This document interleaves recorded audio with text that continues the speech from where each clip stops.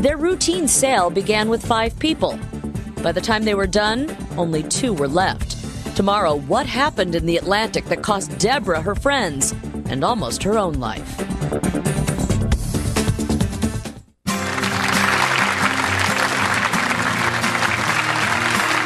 We have a Botox party underway. We'll get back to that in a second. You realize that of the 855,000 people that have Botox, 12% of the people who get it are men. Most users are white. The age range is 35 to 50. And Lisa Jaffe's in our Botox party headquarters. And Lisa, how are things going there? You know what, Kent? What's interesting is that Botox is not the only thing that they do at these Botox parties, besides sipping on the sparkling water and eating all these appetizers. Kim is getting something else done. She's getting collagen in her lips? Correct, collagen injection.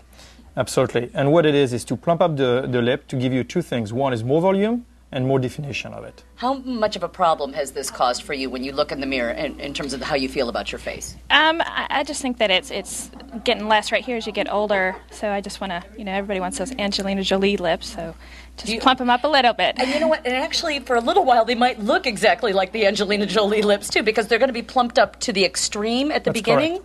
Absolutely. And then in about 2 hours, 20% of the volume is going to be gone just because of the nature of the product. Okay, before you apply the needle, hold on. Valerie's got a question. Are the collagen injections safe?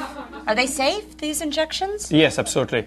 Like for Botox, to come back to Botox, has been used for about 30 years right now with no side effect. Okay, but wait, in the Botox injections, you stayed up in the upper part of the face. You didn't go below here. That's Why correct. not? Why don't you do any Botox for the laugh lines or You could wrinkles do around Botox here? sometimes. We do Botox right here. We do Botox for what we call the smoker lines. The only thing you have to be very careful how much you're going to inject because the risk is to have a droopy mouth. And would it affect you? Like, can you eat? Like can you that. kiss? Can you do all that kind of stuff? Yeah, and you drool too. You drool as well? You could. Or are you joking? I'm taking joking. it all seriously. Yeah, no. I'm joking. One more quick question before you apply it here. Go ahead. My mother-in-law would like to know if this is for men, too. Yes, absolutely. As a matter of fact, we do more and more men now. Men represented only 15%, and now we're about 25%. Your mother-in-law wants to know that? Yeah. Oh, nice. She's a widow. Maybe that'll get her a date. Is that what you're saying?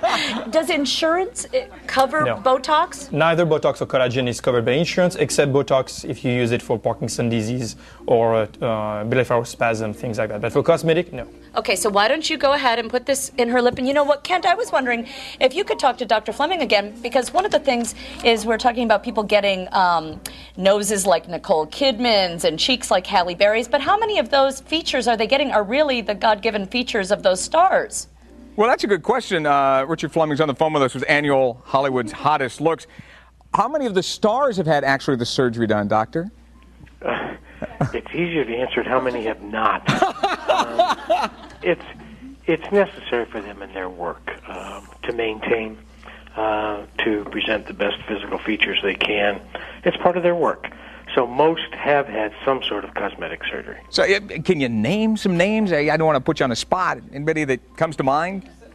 Well, some people have been very frank about it.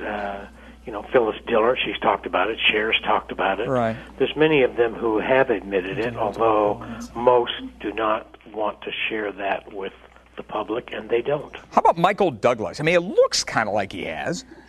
Well, if you look at, let me clarify, too, that anybody you ask me about that is my patient or I know them, I'm not going to respond. Right. But Michael Douglas, we're all fans. We enjoy his work. He looks better now than he did 5 years ago, 8 years ago. It's not because of his guru, his nutrition, his herbs, his exercise routine. He looks much better. And you'd have to live in a closet not to notice the difference with somebody like Michael Douglas, who's doing so much work and is out there in the press constantly. Of course he's had something done. I want to go He through. looks better. Yeah, he does. I want to go through some of the other looks that people are going for. Cheeks, you say Halle Berry's big, is that right? Yes. People love her cheeks. Kim Cattrall, they talk about Stella Ward. Those are the kinds of cheeks that they come in and request. Or not that they're requesting those, but just explaining what they like. It was like last year, Jennifer Lopez, J-Lo's cheeks because she had so much exposure, she was well known, people would come in and say, that's the type of cheek that I would like to achieve. What's your busiest time of year? I mean, when do people like come to you, the big stars? Well, the only time it's really slow is right after the holidays. It's a little bit slower then. Otherwise, it's pretty much the same all year. A really heavy time for the celebrity patients is between Oscar nominations and the actual Oscar show. I believe that for some reason. Hey, Ken? That's like tax season for an accountant. Lisa has a question. Yeah, Lisa? You were talking about J-Lo's cheeks. Which ones? You know what I mean? That's a great question. I don't have requests for her tushy. You don't? But definitely requests for her facial cheeks. Do some people want bigger, bottoms? Tushies? Yeah. No. Oh, they Very don't? seldom. Okay. Very, very seldom. So when it comes to bodies, I mean, like all body sculpting, who are the bodies they kind of like? Is Britney big? Like this last year, the bodies they most mentioned were Britney Spears. Okay. They did mention J-Lo, and they did talk about Angelina Jolie. What's the weirdest request you've ever had? Can you say that? Been doing this for 25 years, so there's a lot of anecdotal stories. I think probably the strangest was a man who came into the office and was a professional gambler and was not allowed in the casinos in Vegas. And he wanted to change his look, but he wanted to guarantee that nobody would recognize him. That's probably one of the strangest. Wonderful stuff. And I hear laughing going on in the background. Richard, thank you so much. We're going to get back to our Botox party here in just a moment as Northwest Afternoon continues. Enjoy.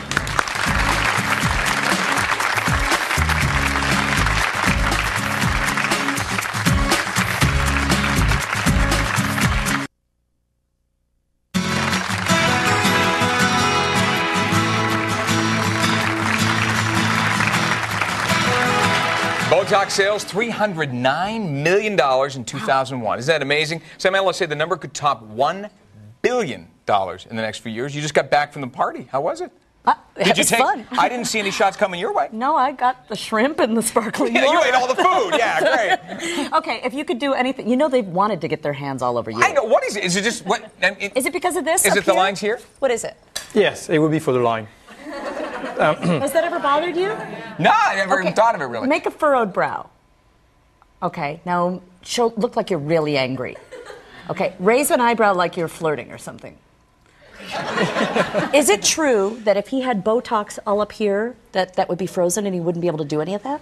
Yes and no. What we try to do is that depending on the expression of the patient, we're going to try to put, a lot or less, depending what we want to do. But wouldn't that be weird if you couldn't do those things? I don't know. I'm looking at your... Now, have you done it to yourself? That's correct.